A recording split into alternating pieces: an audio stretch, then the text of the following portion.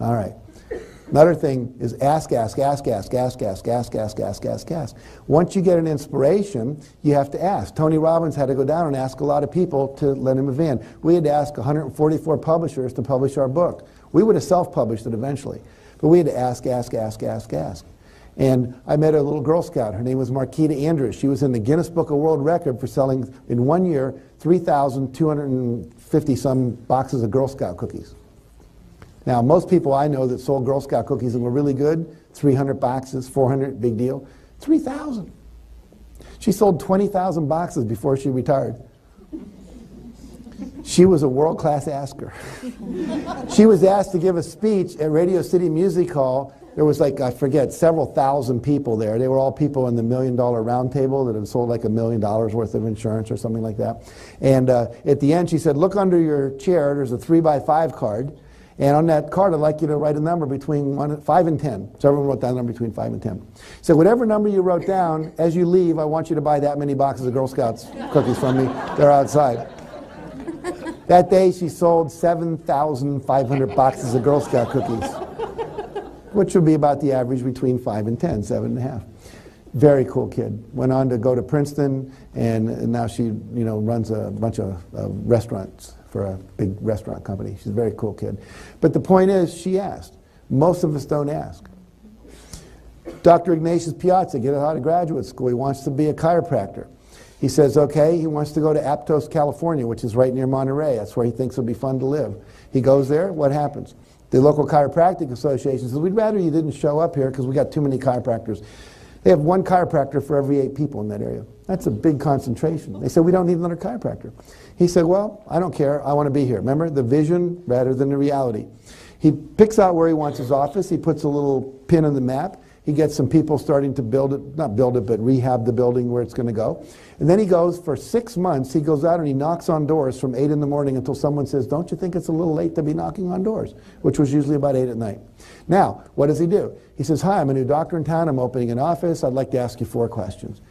Should I call my office Chiropractic West or Ignatius Piazza Chiropractic? Should I advertise in this newspaper or that newspaper? Should I be open in the morning or open after work if I was only going to be open one of those times for people who have 9-to-5 jobs? And finally he said, if I have an open house, would you like to receive an invitation? They said yes, he wrote it down. He had an open house 6 months later.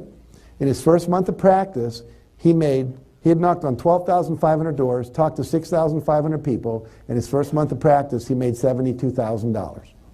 In that first year, he made over $1 million in a town that did not need any more chiropractors, according to the Chiropractic Association. But what did he do? He went out and interacted with people and asked them to be involved with him, and then asked them to come to the open house and said, if you ever need chiropractic, I ask that you come to my office.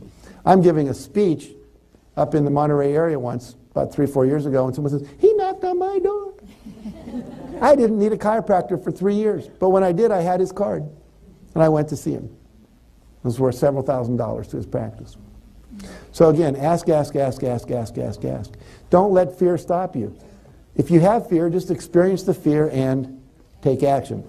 Okay, the last stage is to receive. So we ask, we believe, have a positive expectancy, and then we receive. What does that mean? We talked about creating a mailbox that's big enough to receive what you want. So this stage is all about creating a vibrational match, okay? So number 1, I want you to do a daily gratitude exercise of some kind. Close your eyes.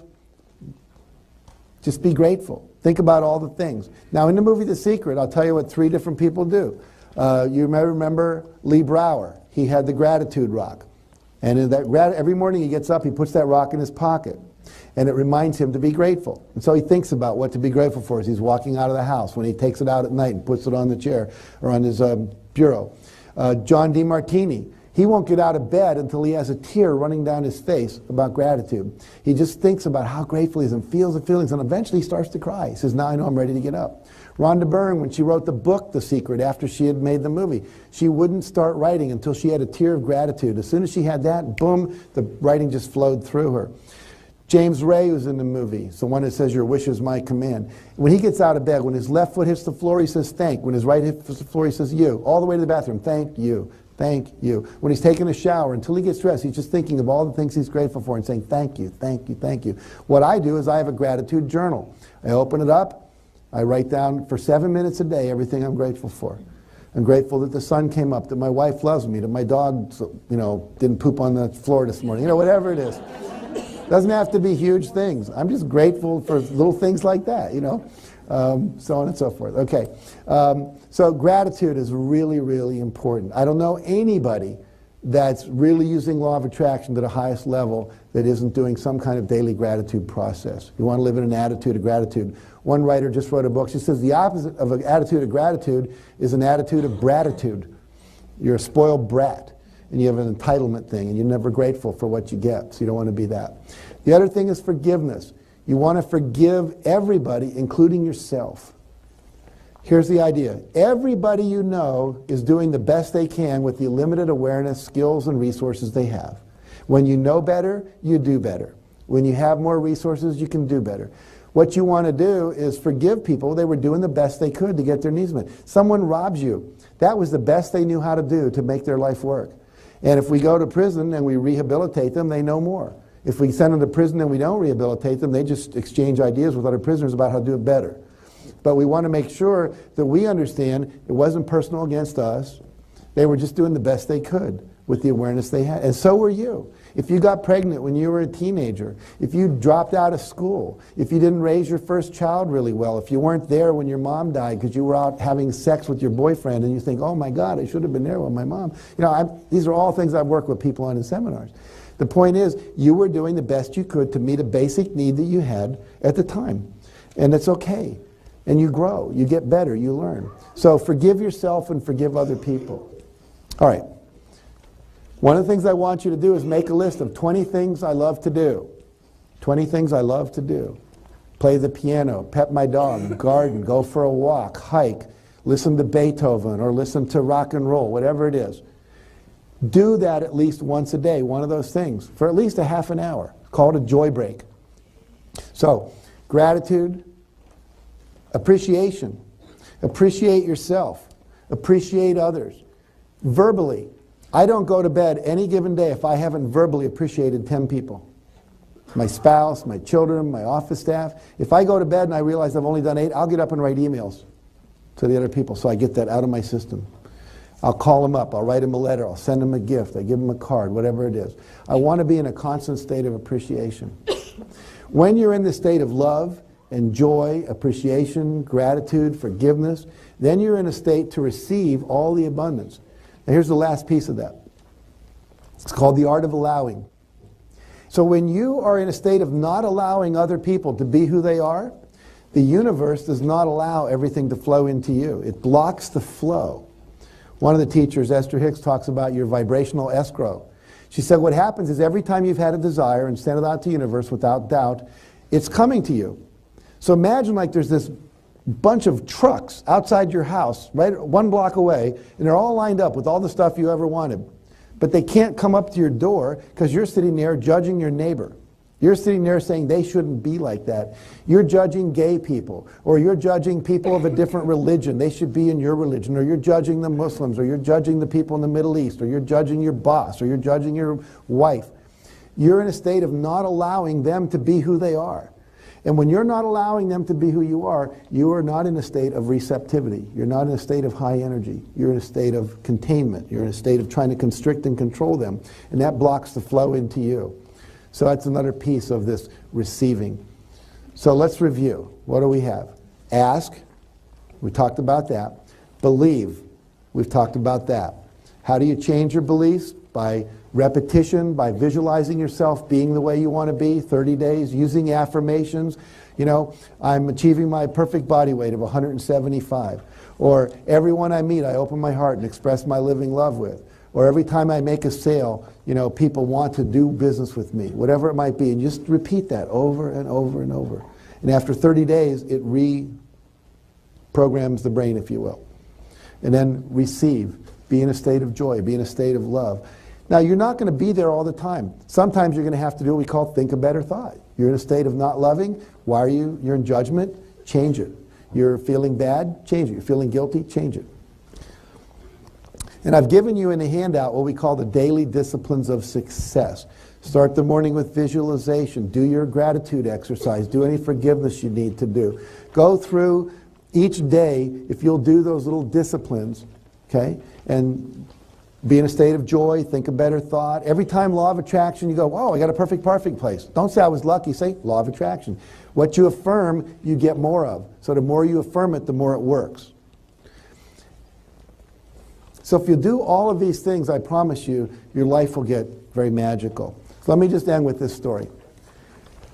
I have a friend who's a minister. We wrote this in one of the Chicken Soup for the Soul books. A friend who's a minister, and he gets a call from one of his parishioners. And they called her Aunt Hattie in the church. And she said, I've just been diagnosed with terminal cancer. They've given me maybe 6 weeks to live. He starts to try to comfort her. He said, we can do a group healing. We can beat this. She says, no. I'm almost 90 years old. I've lived a long life. I'm very happy. My children are happy. I just want to plan my own funeral.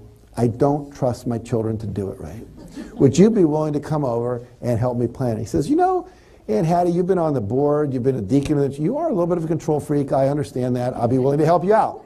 So he goes over, and she comes out, she says, this is the dress I want to be buried in, this is the, psalm I'd like to be read, this is the hymns I'd like sung, these are the kind of flowers I'd like around my casket. And she went through all these different things, and finally she said, and I want to be buried in an open casket, and I want to have my family Bible in my left hand and a fork in my right hand. He says, well, Aunt Hattie, I understand the Bible. You've always been very religious, but why the fork? She says, you never know whenever they're going to have one of those church socials under the basement of the church, and we're having dinner, and whenever the servers come by and they say, keep your fork, when they're taking your plate, always know something really good's coming. We're going to have apple pie or cherry cobbler or chocolate. It's not going to be pudding or Jell-O, or they wouldn't say, keep your fork. So when they say, keep your fork, I know something really good's coming. So when they come by my casket and they look in and they say, well, Reverend Jim, I understand the Bible, but why is Aunt Hattie holding a fork? You just look them in the eye and say, Aunt Hattie knows the best is still yet to come. And so for all of you, if you'll take these universal principles that we've talked about, and if you'll apply them, and don't beat yourself up when you see that you didn't do it, just correct, get back on course. And if you'll do this consistently for about 30 or 40 days, you're going to see a major quantum shift occur, and then keep doing it. Do some more reading, do meditation. That's another great way to be in touch. Meditate. I meditate, I won't say every day, but probably 5 days a week. If you don't meditate, find some form of meditation. And meditate. It opens up that place for inspiration to come in. It's how I got the title for Chicken Soup for the Soul. If you'll do these things, I promise you, honestly, the best is still yet to come. So thank you very much. I appreciate your patience hanging out with me. Thank you. Thank you very much.